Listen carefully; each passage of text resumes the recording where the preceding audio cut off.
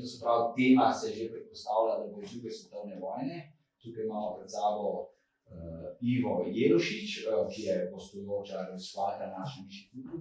To je relativno nova situacija na inštitutu, da imamo tudi gostujoče raziskovalce, ki se izvrstno odnesla, mislim, obojestransko, tako z vidika inštituta, kot verjamem tudi za te raziskovalce. Prihaja z Reke, sicer pa deluje v Bergenu na Norveškem, to je po moje velika sprememba. Bergen velja za mesto, ki ima največ padavin v Evropi, kar za neko obdobje, da bi že popolna drugačna klima, ampak seveda življenje je očitno raziskovalna pot, je na različne konce sveta.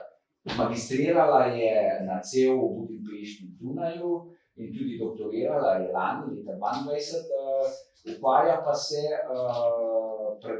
s problematiko druge svetovne vojne, vendar na sodoben način, z vidika vprašanja žensk, se mi zdi, da je zelo izpostavljena vloga feminizma in tako naprej, vloga žensk v času druge svetovne vojne.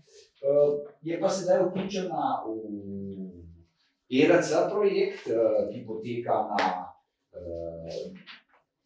Inštitutu Christiana Michelsena v Bergenu.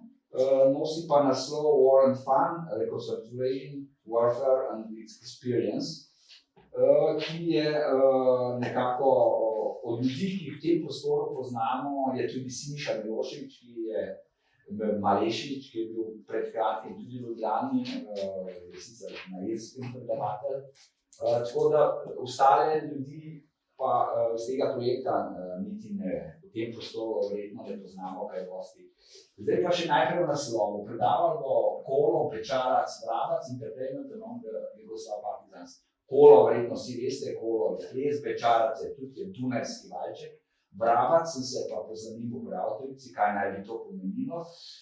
Pa ne bi nikoli uganil samo od sebe, ampak je seveda vrabac, vemo vsi kaj je, ampak je to ni originalno, ne pomeni to, ampak gre za vrsto besedilka na simpatičen, duhovit način na takih prireditvah jih berejo in se zabavajo in poučujejo partizanski borci oziroma partizani. Zdaj pa pravzaprav bi prepustil besedo kar Ivi, da predstavi svoj referat. Hvala lepa. Hvala, Bojan, and thank you all for being here today. So I will start this presentation by saying a couple of more sentences about the project that my presentation and my research is a part of. So the project is entitled War and Fun, Reconceptualizing Warfare and its Experience.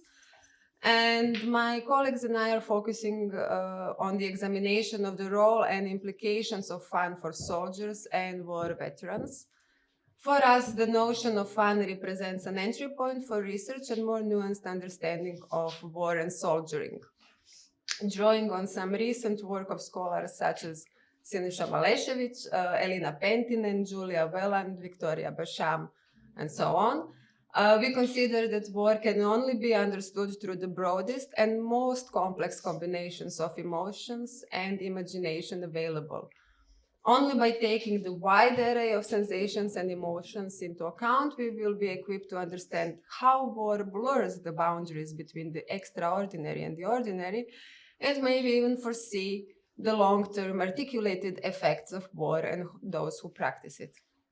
In this research project, I focus on the so-called cultural and educational work in the communist-led people's liberation struggle in Yugoslavia. And today I will present to you some of my findings so far. And I will start with the beginnings of the institutionalization of the partisan theater.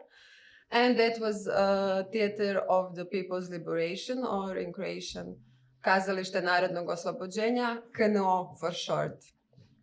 So, namely, in the beginning of 1942, a group of 7 actors of the State Theater in Zagreb, which was at that time theater of the Ustaša-led independent state of Croatia, they crossed over to the liberated territory in Croatia as well. So they reached the town of Korenica, that is located just south of Plitvička jezera, in the second half of April. At that time, the Supreme Staff of Croatia was also located in that same town, and its members decided to include the newly arrived actors in the preparations for the celebration of, as they said, the first May Day celebrated in freedom. The inclusion was done in such a way that all 7 newcomers were given the task of writing 1-act drama plays on the topic of the partisan struggle. And for better concentration, they were placed in separate rooms.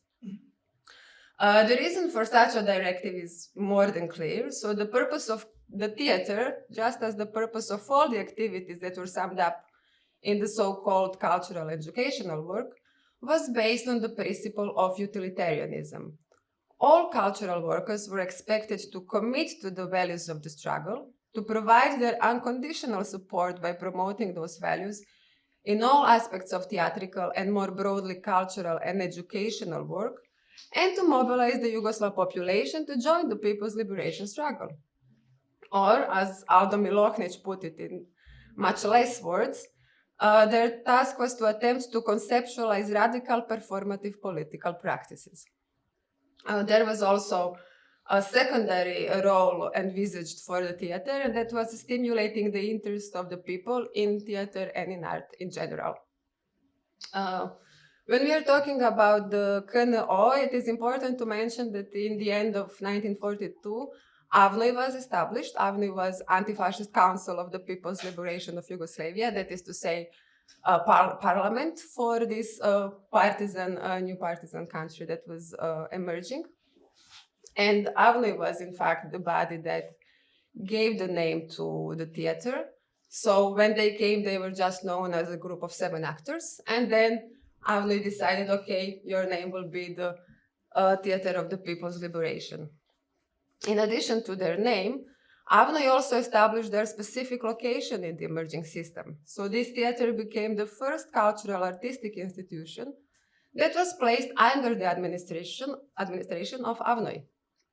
At the same time, the theater got its first statute that was written by members, but you are certainly guessing it was approved by AVNOJ again.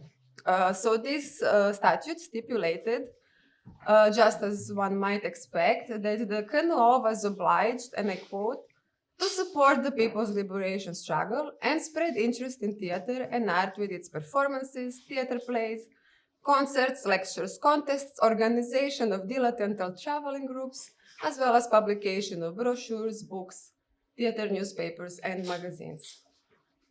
However, although the individual potential for the creation of revolutionary art was considered secondary to the ideological requirements and inseparable from them, creative work could only be partially directed and controlled.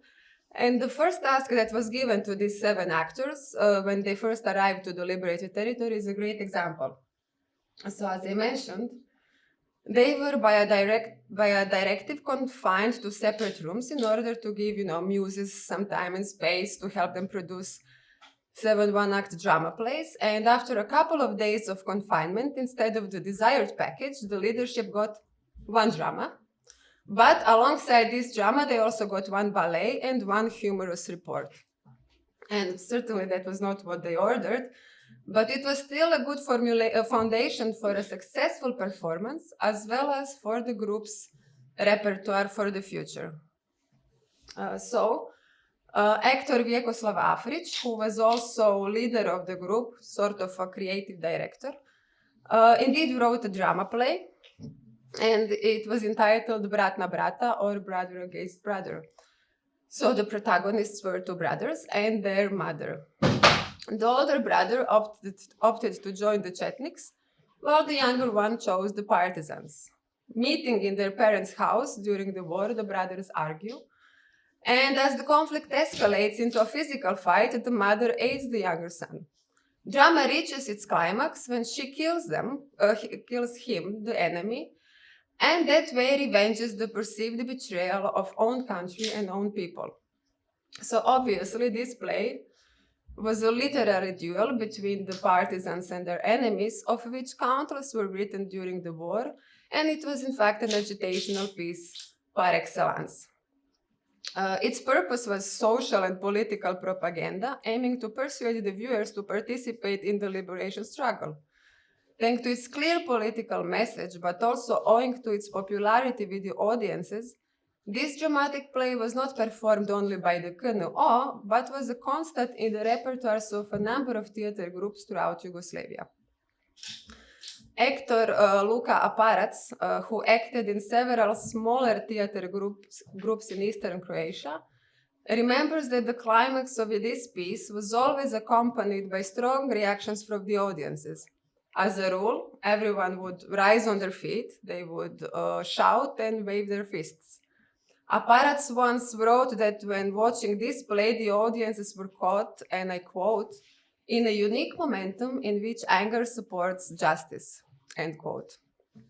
In addition, the actor who played the Chetnik brother had to camouflage well, he didn't have to, but it was better for him to camouflage well for the part and decamouflage after the play was over if he wanted to spend time among the members of the audience when the show was done, because even though the viewers were taught it was only acting and, people on stage were only pretending to be traitors or enemies, there was always someone who wanted to, get physical with a certain actor, or at least someone who could not bear to be near those people who allow themselves to play the traitors.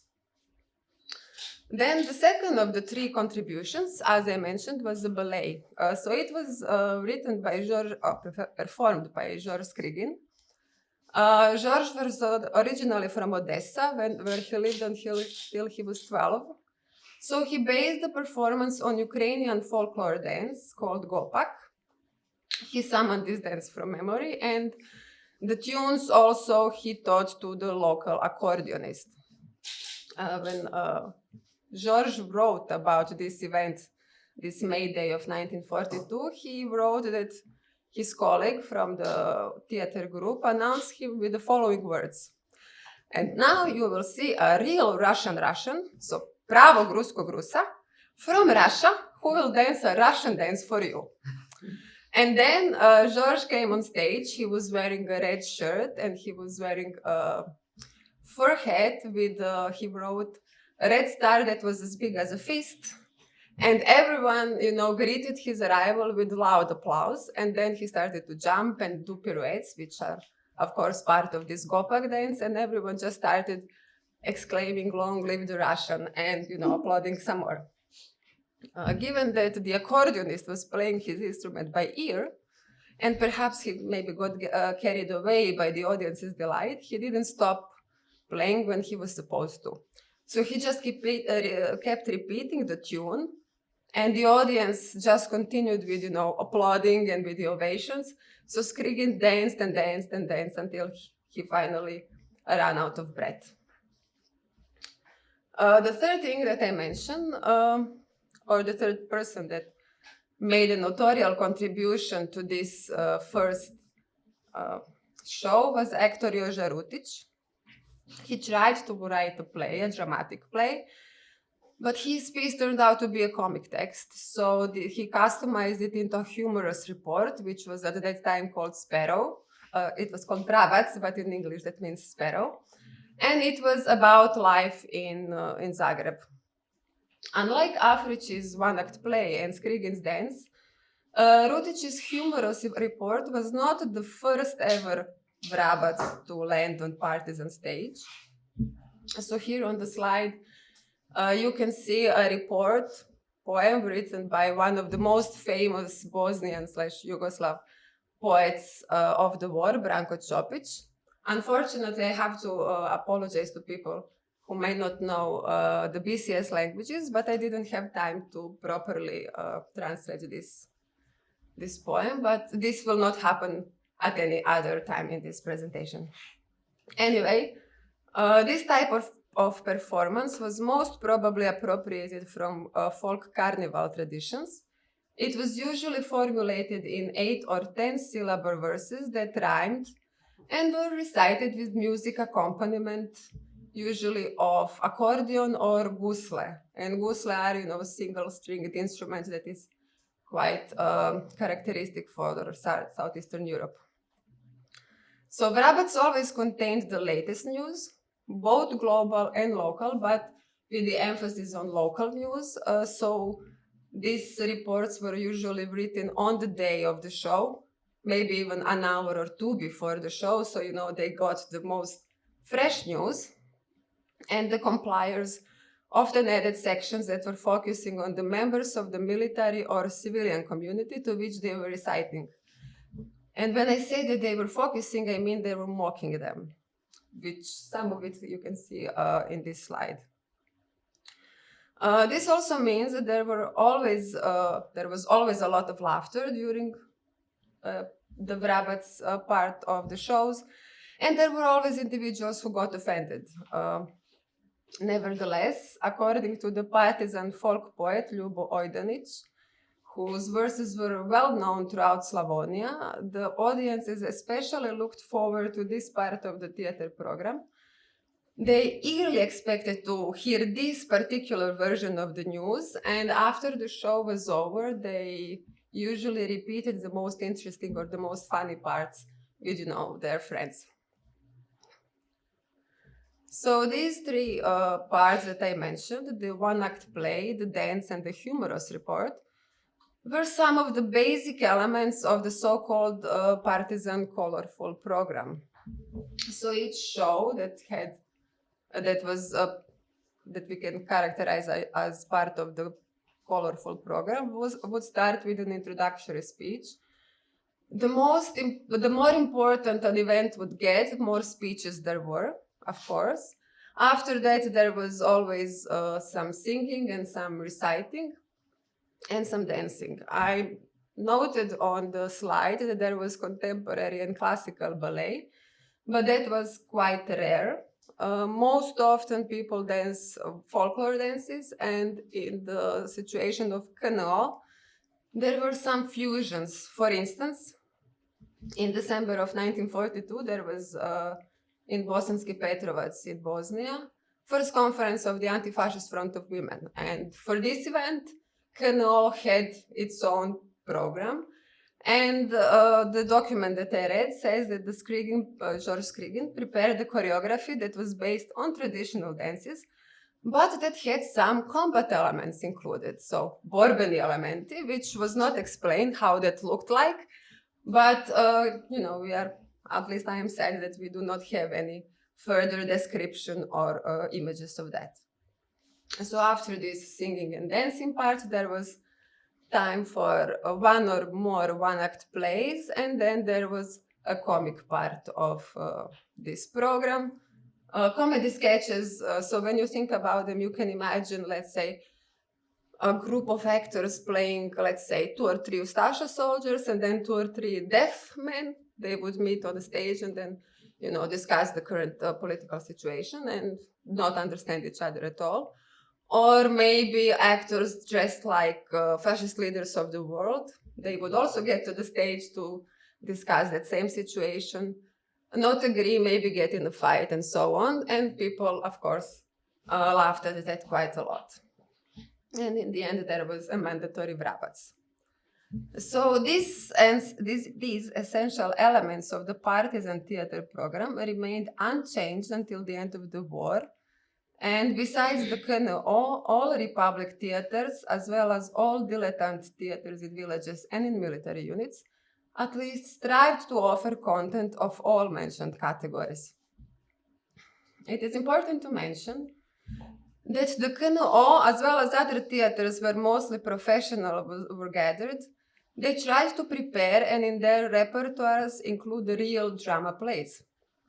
And that is to say, when the actors were discussing what they are going to prepare, they often expressed the desire to perform works written by classics, and not just, small one-act plays which they deemed of dubious artistic value. So, for instance, according to Filip Kumbatović-Kalan, who was director of the Slovene theater in the liberated territory during 44 and 45, professional actors quickly got tired of propaganda sketches and soon, I quote, when the word skit was mentioned, everyone would go nuts because they thought it was just a dramatized political hour. End quote. In a similar vein, composer Nikola Hercigonja, who for a while was a member of the KNO, once noted that many cultural workers considered the emphasis on folklore music, as a shortcoming of the artistic activity of the partisan theaters. So some of them termed such music as peasant music, as seljačka muzika, and in this, the term peasant also meant that it was yokel or redneck, lowbrow music. And also, some of the amateur theater groups in the military units also reproduced such standards. So, for example, the political commissar of the 6th Proletarian Division in December 1943 wrote that each divisional battalion in his division had an amateur theater group that was capable of presenting pieces that were written during the war and are appropriate for peasant population. But then he added that the amateur group that was directly subordinate to the divisional headquarters could also perform, he wrote, better pieces that were appropriate for the urban populations. Since partisan actors usually lacked at least time, but also experience or talent, they didn't produce as many drama plays as they wanted, so they turned to performing recognized classics. And on the slide you can see just an overview, so this is not an exhaustive list, but an overview of some drama plays that I noticed were played across Yugoslavia in various theater groups during most of the time of the war. And as you can see, there was a certain emphasis on satirical dramas. In fact, according to theatrologist Maja Hribar-Ožegović, by far the most performed was a play that is second here, so Badger on Trial, that was written by Serbian writer Petar Kočić in 1903. So this play was allegedly inspired by a true event, and it recounts the venture of a man who sued a badger for eating all the corn in his field. Of course, he had to pretend to be more stupid than he actually was to, earn some pity from the representatives of the court, who then allowed him to present his case. And when he got his day in court, he, of course, ridiculed and through humor condemned the government. So, in fact, what actors did is to choose plays in which most of the partisan audiences could recognize themselves, but to which they could also laugh. And here it is interesting to mention Slovenian theater once again, and their performance of The Suspicious Person, because it was probably the only play that was removed from the repertoire of any wartime Yugoslav theater, because the director, so the aforementioned Filip Kumbatović Kalan, considered that the audiences laughed too freely and too much. Yes. So he compared the atmosphere when the people would watch this play to noisy folk festivals, writing that, I quote, "The boisterous frolicking got so wild, and the people were so broken up with laughter that they held their stomachs." End quote. So Kumbatović anticipated in his memoir, at least, that Suspicious Face could become the most popular performance that the Slovenian theater in the liberated territory ever performed, but after only a couple of repetitions, he decided to take it off the schedule, and as he wrote, forever. So far, you noticed I primarily highlighted two things, and that was the ideological role of the theater that was favored by the political workers, and then its artistic role that was favored by the artists. However, the behavior of the audiences certainly has not escaped your attention. It is obvious from these several examples that I mentioned so far that the audiences of the partisan theaters behaved similarly to, for instance, audiences of the British Renaissance theatres, let's say Shakespearean Globe. So the audiences throughout Yugoslavia cheered for the protagonists and they booed their enemies and they made loud comments and quips. In fact, they talked to the characters if they felt that they had something to say. They sometimes even cried, often they laughed, and seemingly they always sang. And both actors and politically responsible individuals came to expect such interaction. They wanted the audiences to express their emotions and in that way participate in theatrical performances.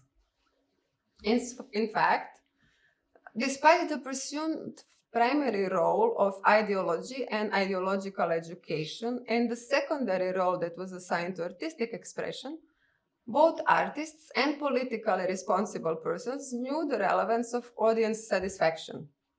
So reports of theatrical activities of various theatrical groups regularly included a remark or two about the audience reactions. If such documents noted a lack of reaction from a group of viewers, or that some people left because that also happened, then the writers usually promised improvements and sometimes even asked for help. More importantly, audience satisfaction as a rule was not based on the quality of the program as defined by the actors or the political workers. So documents sometimes trip over an interesting contradiction. On the one hand, the authors of the reports regularly readily admitted when their shows were at a low political or artistic level. At the same time, those same people, the authors of the reports, also regularly remarked that the audiences received those same events of low political and artistic quality with joy and satisfaction. And to illustrate that, I will share with you an example that was written by Iva Jelušić, who was not a member of any theater during her time in Partisans because she was relatively well educated. She was working in some secretarial duties, and so in the beginning of 1944 she was working in central Slavonia, and shortly before this Women's Day of 44, local committee of the Communist Party of Croatia gave her the task of preparing something appropriate for the celebration of that day. They didn't really specify what appropriate was, but in order to be as best as possible, they put at her disposal a group of mostly young men who were at that moment participating in a course for telegraph operators. And she described the group the following way. I quote, "The boys did not suffer from excess of literacy, but they had fresh, untouched brains and memorized texts excellently." End of quote. So she decided to prepare the last section of Maxim Gorky's novel Mother. The first reason for that was because that was the only book that she had on hand at that point in time. And she chose the last part of this novel. So it is the part when Mother finally completed her transformation from this backward Baba to new socialist woman, and then was finally able to continue her son's activism, and for the first time clashes with the police. So she decided for this part because she thought that, it offered a lot of dynamics, a lot of shouting, and not a lot of dramatic acting. So it was supposed to be okay for inexperienced actors. And the preparations were going well until one day, in all this, shouting and groping and everything, one telegraph operator / actor slipped and fell, and one slipped and fell over him. And that wasn't such a big deal, but then this same boy repeated that once again a couple of rehearsals later, and then she got worried and she said to him, warned him sternly, not to repeat that again, especially not on the Women's Day. But you must have anticipated that he did that. So he could not resist recreating the fall during the show. And the other actor, of course, tripped and fell over him. So In one moment, the moment before the fall, I will here return to the statement made by Luka Parac, the audience was caught in that unique momentum in which anger supports justice. So they cheered heartily for the mother. Even Jelušić said that the atmosphere was like in a football game. So everyone was cheering and they shouted things like, "Down with the oppressors of the people," and similar things. And then the fall happened. And after the fall, in the very next moment, everyone was laughing uncontrollably, and they completely forgot about social justice and about their anger and about mother and everything. And this kind of atmosphere lasted until the end of the show. So the audience gave stormy ovations to the actors. They got up on stage and they hugged them and kissed them, gave them apples, gave them embroidered towels. And to her, everyone said that it was the best play that they had ever seen in their lives. And she was, of course, wanting to present to them some quality, or as much as it was possible, quality content. But they were satisfied, with this falling one over each other. Anyway, finally, following the end of Iva Jelušić's play, as well as following the end of almost every show performed by the Kolo and every other professional or amateur theater group, there followed an unofficial part of the partisan program. We can call it an after party. Although the sources call it unofficial, it was a regular part of partisan theater's program. Visitors, as a rule, expected it, and the youth was especially eager to attend such events. And those among them who could, they followed the local theaters in their hopping from village to village as far as they could. And for instance, actor Ljudevit Crnobori, who was active in Bosnia, noted with dissatisfaction that there were never any cameras around to record the arrivals of these peasant wagons that were loaded with singing people who were carrying banners and waving flags. So while Crnobori referred to Bosnian context, I did manage to find one photograph, so the left one, that corresponds to his memory very well, but this photo was taken in a small town that is called Dvor pri Žužemberku, which is in fact in southeastern Slovenia. And then regarding the members of the performing theater group and any political or military leadership that was present, these kind of events, so these after parties, were in fact obligatory for them. Theater members usually had to continue to entertain the audiences, and for the leadership, at least formally, it was an opportunity to mingle and talk some more, with the members of the audience.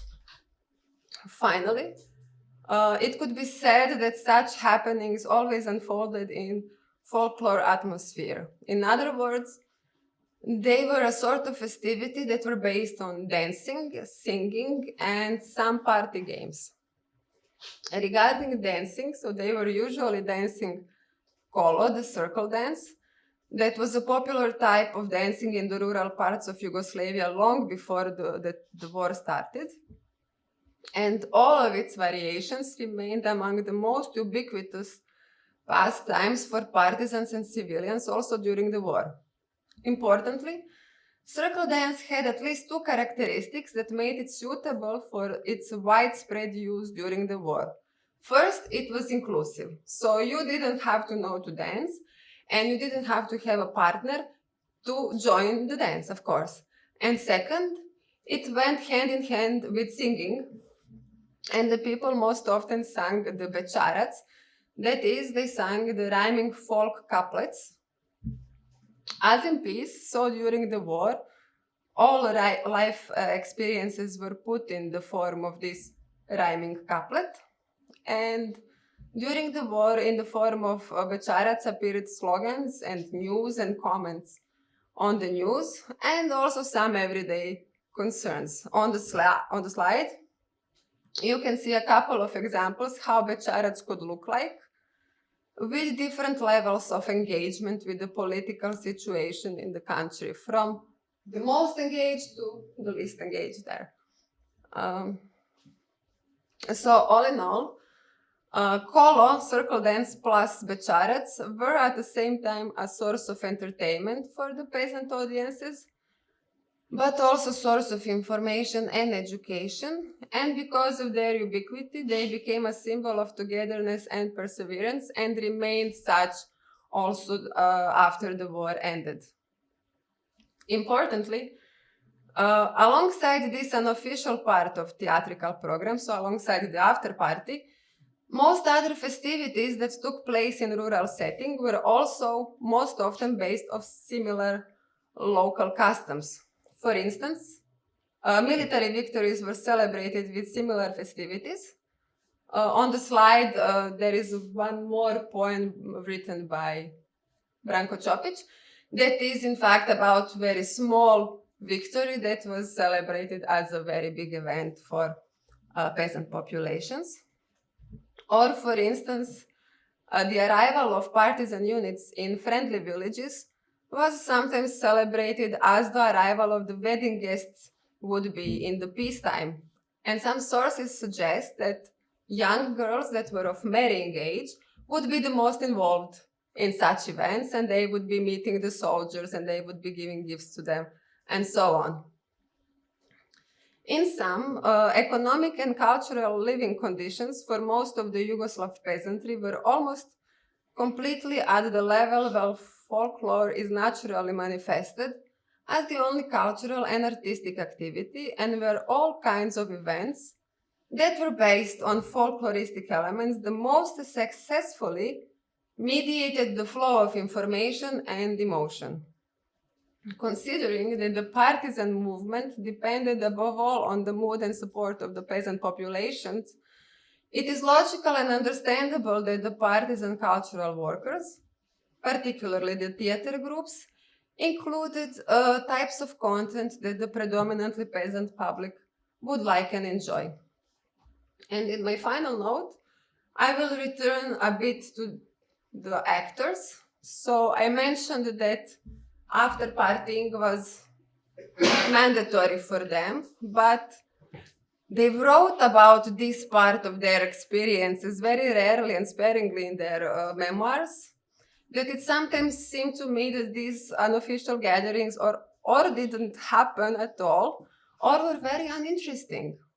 Yet, although professional cultural workers as a rule considered this folklore-based entertainment as lowbrow type of fun that was fit only for peasants, still some of them enjoyed at least some of the fun that was offered in such gatherings, and they also enjoyed it in other situations. So on the slide you can see a document that was written to the Central Committee of the Communist Party of Croatia, and it was a report mentioning 3 men from the second most important theater group in Croatia, which was called Central Theater Group. So 2 very important actors, Joža Gregorin and Šime Šimatović, and 1 other member, were in fact regularly breaking the so-called party line by drinking alcohol and engaging in short-term intimate relationships. So the document says that they were drunkards and womanizers, and also mentions that they liked gambling and that they liked gossiping.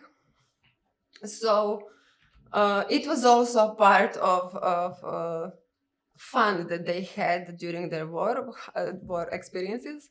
However, such behavior was recorded in this form only when the individuals would go into extremes. Otherwise, people would just or pretend that it didn't happen or try to deal with it locally in their small units, in their self-criticizing sessions and so on. However, it was, I think, relatively a thing that happened relatively often, and we also have a bećarac that was composed on the topic. And with this, I end my presentation. Okay, thank you.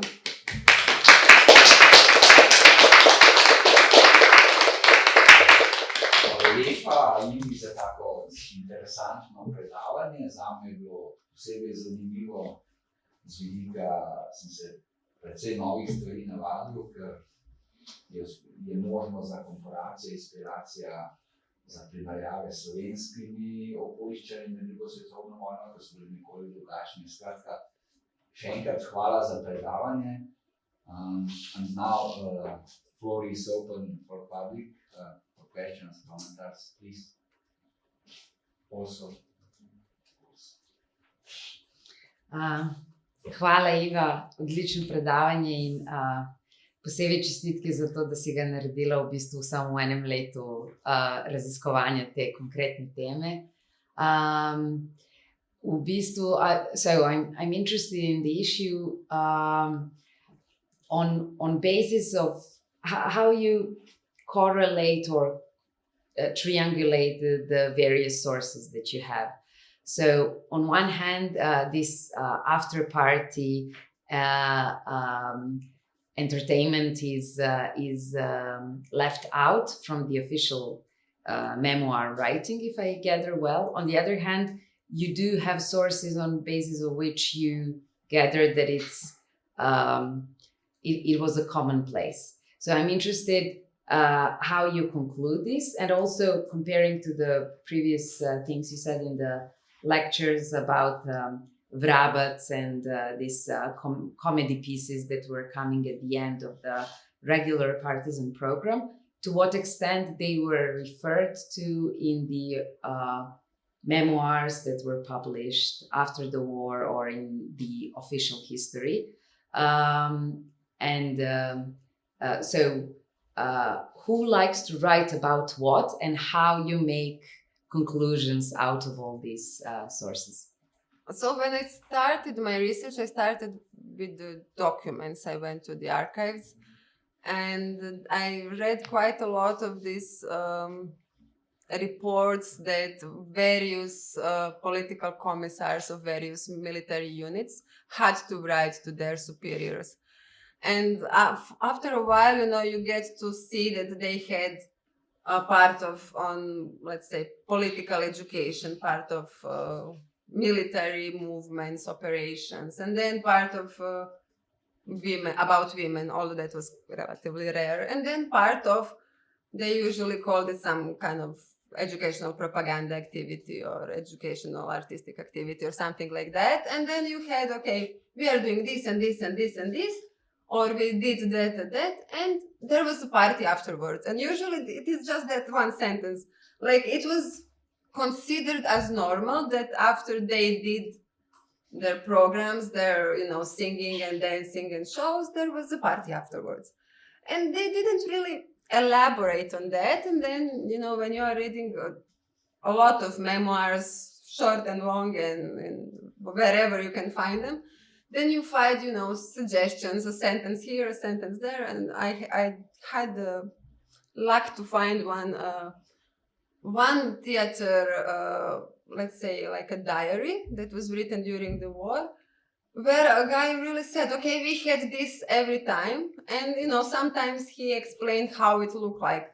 So it is pretty much knowing that everyone did it, and then here and there you can find, some information on how it looked. And regarding the thing, for example, vrabac and those things, during the existence of Yugoslavia, there was a number of ethnologists who researched this. And because it was during the old time of the existence of Yugoslavia, they tried to, explain why art in people's liberation struggle was not better, and why it was not more highbrow, and why it was not more drama or something. So they would go and talk to the people who were in a certain unit, like this Ojdanić that I mentioned, and then they will explain, okay, we had people who just enjoyed folklore, and they tried to explain how it became the way that it looked like. So that is one of my main sources for this ethnological research that was done in 60s, 70s, because at that time, they also had quite a lot of people with whom they could talk, because these vrabac, so these humorous reports, are usually not, they are not preserved, very rarely, even for Branko Čopić, who was very prolific, who wrote a lot, and most of his things are preserved. like only 2 or 3 reports are there among all of his poems that he wrote. So, there it's just pretty much, going to all of the sources that I can think of and finding, small pieces of information here and there and trying to piece them together. That's pretty much what I do.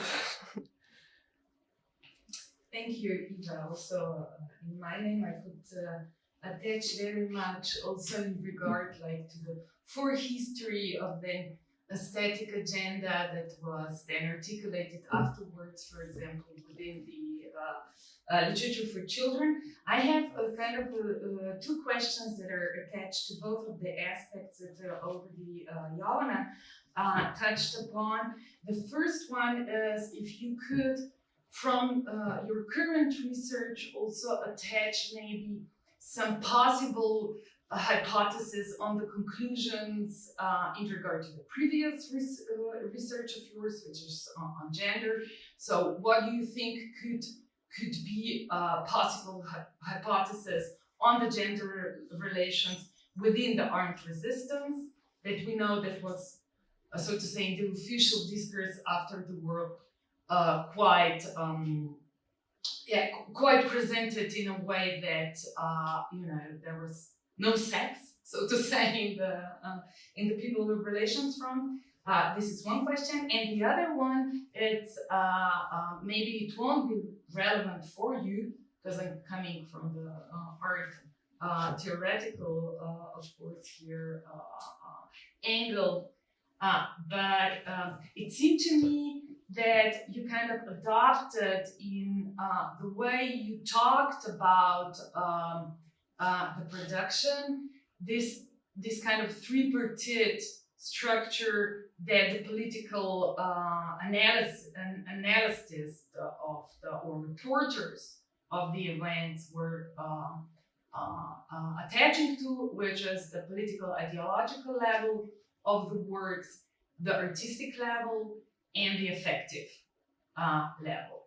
Now, this kind of understanding, it's still very much kind of rooted into the autonomy of the arts kind of thinking.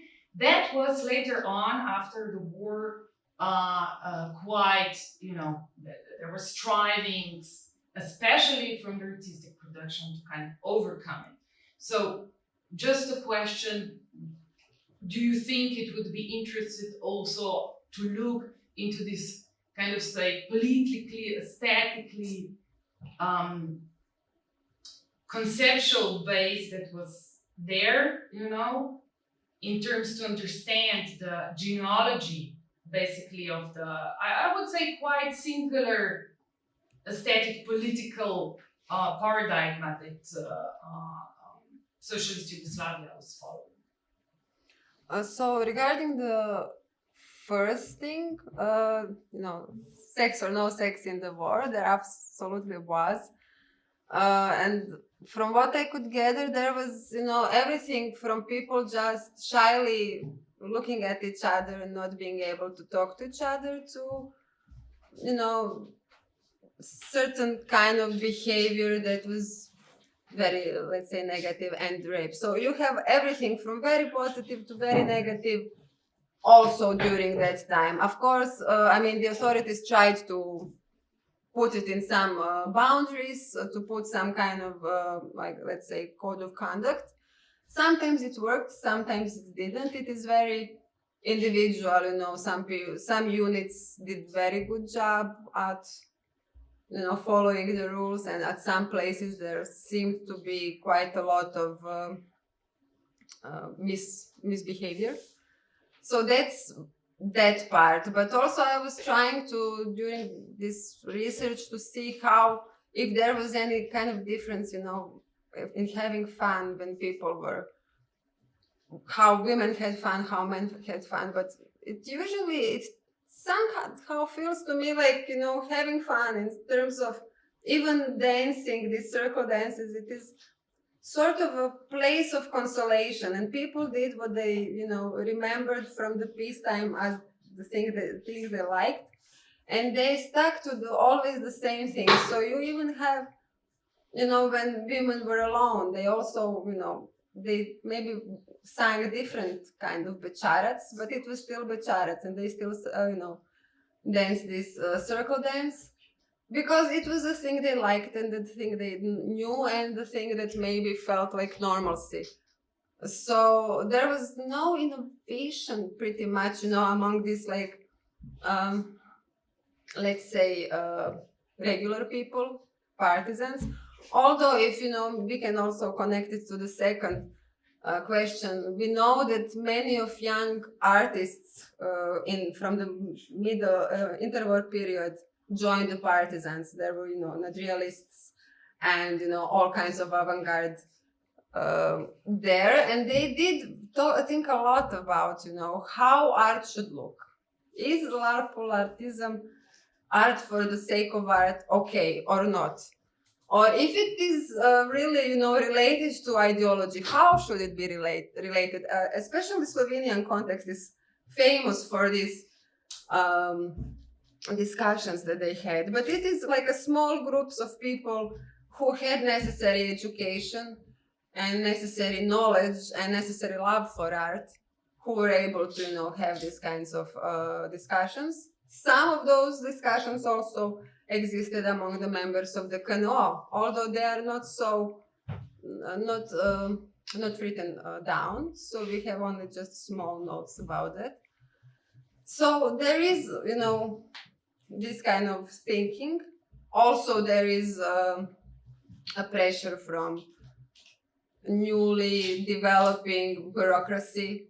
So some people that I call the political workers, they do pressure the artists to produce more ideological art, and then artists they try to kind of mingle in this new space. But I did write this lecture in a way that I saw it from the sources. So if I look from the bottom, there is not a lot of consideration of what is art and what is art for. It is only, I would say, elite, even in partisans, only elite was able to consider that and then, bring it into a new situation after the war and after, Tito-Stalin split, when everything, opened for new possibilities. So yeah, I hope that helps. Yeah, but we'll continue.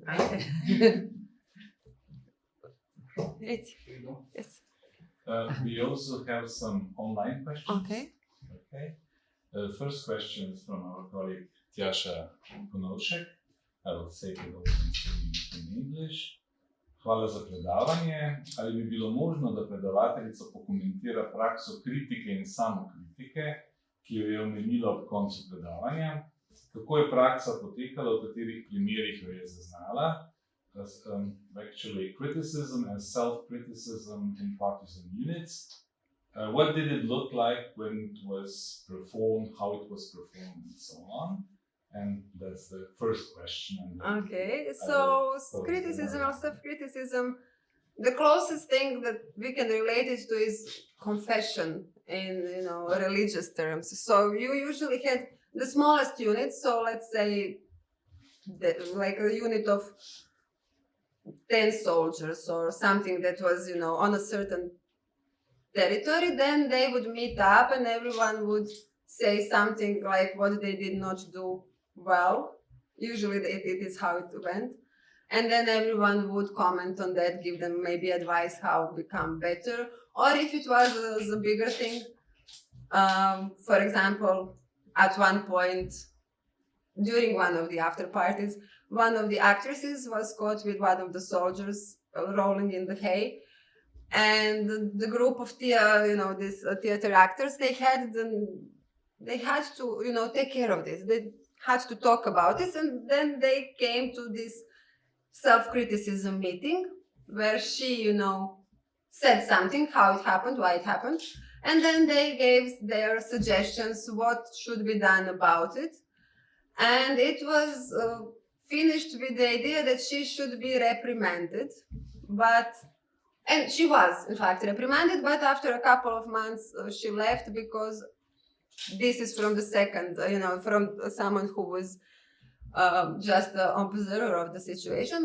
That person said that she was more into this kind of behavior, that she was more interested in this after partying with various men, so that she didn't feel well, in this collective, and then she left. But so that is how it went, you had either a thing happened and then someone had to talk about it, or, you just met on a regular basis, depending, since you were in a war, how often that was. But, every once in a while you would meet and everyone would, pour their souls out about what was wrong with them. And then I presume that the collective was there to help them, although it was not necessarily helpful, because sometimes people were hostile and so on. Thank you. I think, I hope that it is clear. Colleague will be satisfied, and I'm happy with the answer. It's very interesting, the question also. But we have also one question from Manca Grbičenko, and the message goes something like that. Thanks for a great presentation. I'm wondering what was the gender dynamic like. I'm thinking especially on the level of authors, repertoire, and performers.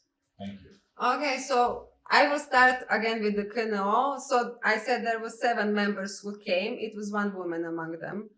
Other 6 were men. And so Vjekoslav Afrić, George Skrigin, Rutic, they remained the most important men. So for instance, Skrigin, he was a ballet dancer. Later on, some other ballet dancers came, women, but he was always the one who made choreographies. So this had something to do with the fact that he came first, being longer there gave you some kind of authority. But in general, looking at the dynamics, so women, if there were, dancers, actors, singers especially, that was, kind of in demand, they were welcome, but they usually did not go to this, let's say, leading positions, because it usually was men. As I said, something of that is related to the fact that men usually came first, and then, their wives came, or someone else. But it is also, it is them being these authority figures who knew the knowledge and wrote. So Afrić wrote without any problems, although his play was a rework of something else, which was already known. So other people didn't do that, and women especially didn't do that, which is, so they usually remained only members of these groups. Okay. Jovana, Katja, I forgot, sorry. Yeah, so women were more of a lower level performance than authors or creators of a piece. I'm now following to a bit of discussion that developed here about how to interpret the ideological role of these forms of lowbrow entertainment. So it turned out that both artists and political leaders were to some extent disappointed.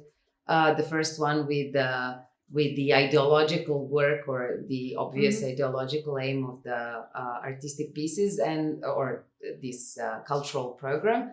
And on the other hand, the artists themselves were craving for more higher quality, and therefore they were disappointed in the pedagogical or aesthetical pedagogical effect of it. But I'm now thinking that both of them maybe were aiming at the obvious target, that obvious for them, but what I think is open to interpretation, and now I want to hear your opinion, is that maybe a kind of ideological or pedagogical effect was happening collaterally, so outside of the planned outcome, and that is through this communal participation of people. And the certain type of ideological community was being created by the effect of people participating in this form of cultural and political gathering. And the sharing of knowledge and feeling was intertwined and created this like political belonging to a bigger political project, without this being like the direct effect of a moral of a theater piece. And the other thing that I'm thinking along the similar lines is the popularity of satire. And satire as a theater form is basically idea of giving voice to those who are marginalized. So it has an emancipatory potential that was recognized by the people who participate in national liberation. This is maybe another fourth type of interpretation that was not planned by the actors who organized the Well, pieces. yeah, I do agree with you on both things. So more important maybe than education was the most important from the theater groups was this creation of collective. So that was the thing that the communist leadership wanted. They wanted to have a collective that was then capable to act in a certain way. And it is my impression that it was even better, to approach the people with the content, even, maybe modified, but the content they like, the content that they could, connect to, and then maybe recognize some things that they were foreign to them, as with satires, because most of these people didn't see theaters before the war. They didn't really know how a theater play looks. I read once, this central theater group of Croatia. So it was made by amateurs. So this Kolo came and they taught a group of people to act, and they became a central theater group. And they, during the war, they made a bunch of these shows, but they saw like inside of a theater only when they came to Trieste in middle of 1945.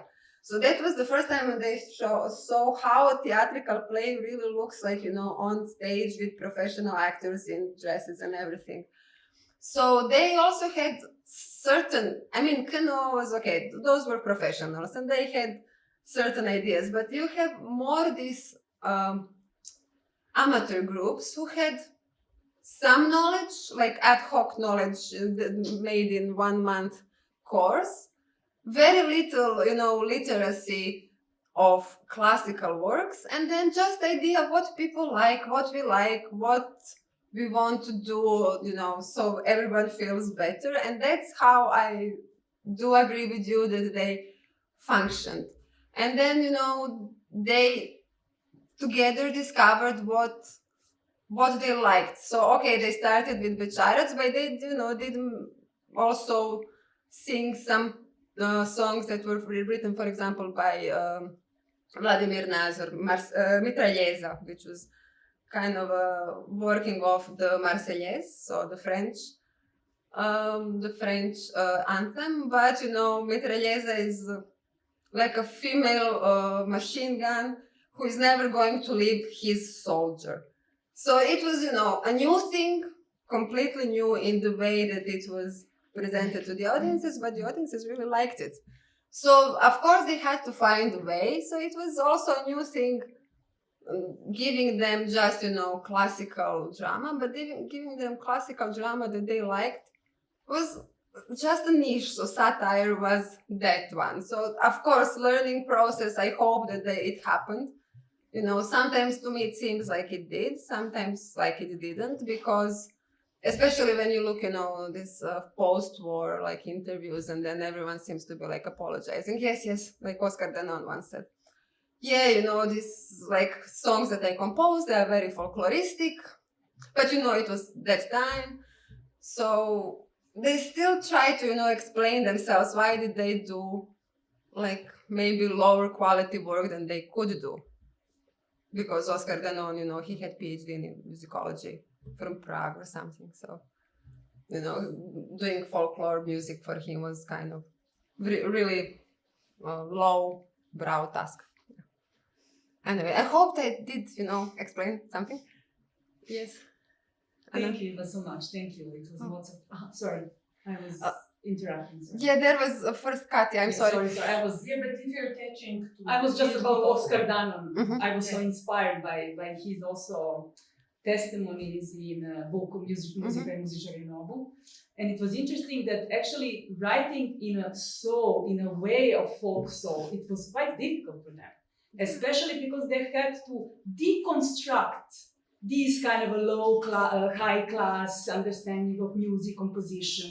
So it was quite, It was new to them also. Two ways process. Yeah. So it was very interesting. Also, Nikola Fercigonen, when they did together all these things, so it was quite a challenge. Mhm. But I think the point is, like we opened here, the main question is how to deconstruct, demask this bourgeois idea of art, which is really just served for some people, reserved for some elite, and actually to offer something. And music is a little bit different. That was my question, but we can discuss later. We will meet and discuss how different genres, because in music, it was easier because authorship is not always the same like in theater play when you have the writer. For music, was much easier to go beyond and go back and forth in these, Especially amateurism, professionalism, especially music. This is so merged. Who is professional? Who is listening to music? Who is studying music? So it's really kind of a complex story, and especially fun part for me is something I think it's also tension there. How to understand fun. Yes, it is. But this is probably at the level of the whole project, and we can discuss later. I don't want to colonize. Thank you so much. Okay. No problem. So there was Katya. Do you still want Yes. to? I have a question, just to remark in regard to this, how the art was understood.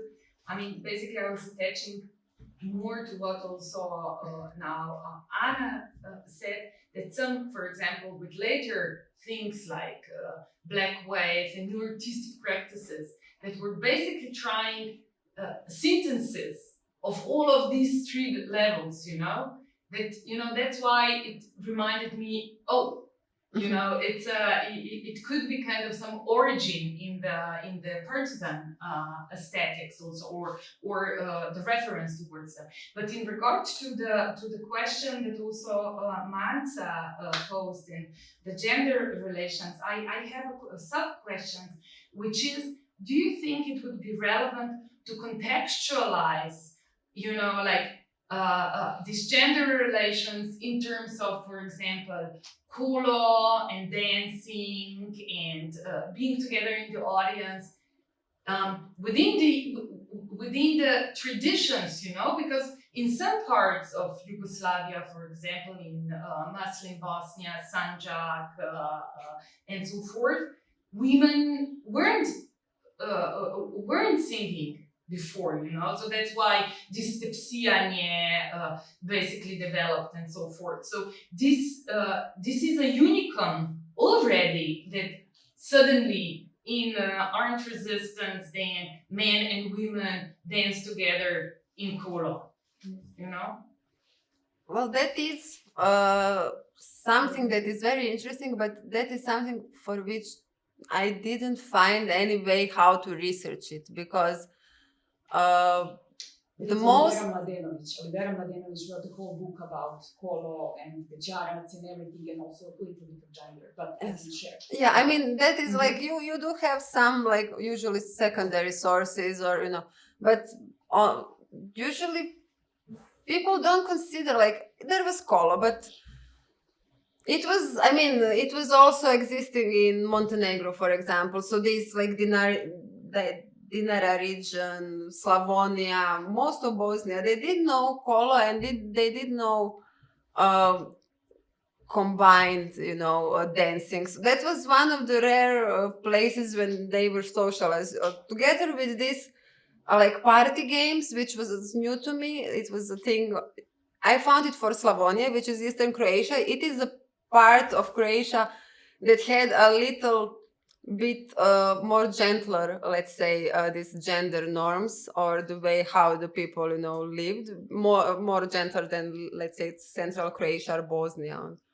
So, when people would, for example, also stand in a circle, and then you will call out someone, and then that one would go around the circle and then kiss someone whom they liked while others sang or something. So it looks like, games that we played in elementary school. At this point, those were games for adult people, but it was also kissing in public, which, you didn't expect to find, let's say. So there was something more, in their everyday, like peasants' everyday lives than we usually think about. So not everything was very black and white, even for rural, very backward, uneducated people. So yeah, and you had a question. Yeah. Sorry for the wait. No problem. Thank you for your talk. It was amazing, very interesting topic. I have actually I think 2 questions, and one is regarding to the question of the gender dynamics, maybe to specify it a little more. Has there been cross-dressing at the theater, for example? Because sometimes you have roles and too many men and too less women, and so you have to do something about it. And if so, how was that dealt with? Yeah, and this is also regarding to my second question. So I actually had a lot of questions, but I will just ask the one I'm most interested in, because this seems to me kind of a very difficult topic in that way for the authorities, that they try to domesticate fun and theater in a way, which is really difficult. And has there been theories about theater regarding to that, and how to deal with this satirical elements that regarding to antique theater theories about satire that is connected to Dionysus, the god of kind of chaos. So there are a lot of chaotic elements, as you showed. People laugh too much. And how is this dealt with in theories, if they exist, and also of the authorities afterwards? Okay, so regarding the cross-dressing, it was done in exceptional cases and usually for the purpose of comic effect. So, I mean, if they didn't have enough actors, they just, the groups, they would find a way, or they didn't perform something, or they would find a way to make the cast smaller, to, to make it fit to their own size. So there was only cross-dressing if they were trying to make audiences laugh. And also I would like to add, it is related to Branko Čopić. He did some skits, so comic sketches for the Partizan theaters. And sometimes he also used this possibility when an old lady would beat on her husband. And once later after the war, he said, of course, that was funny because that was never happening, in real life. So they, sometimes they do reverse these gender roles. But it was, as I said, a rare thing. And regarding the theory, I cannot say that they really had some theoretic foundation past this ideological basis that was supposed to help them, guide the artists how to organize the theater, what to present to the audiences, and so on. If, for example, Anna here knows something more you can add, but I don't think that there was really something in that sense. I think that regarding the satire, that they just found a genre that was in fact written, about marginalized people, and they were presenting it to the most marginalized people, in the country. And then, they found way to communicate certain ideological ideas through that form. Okay. Še enkrat hvala pa vsem, lepo še lepo. Thank you all. Hvala vsem.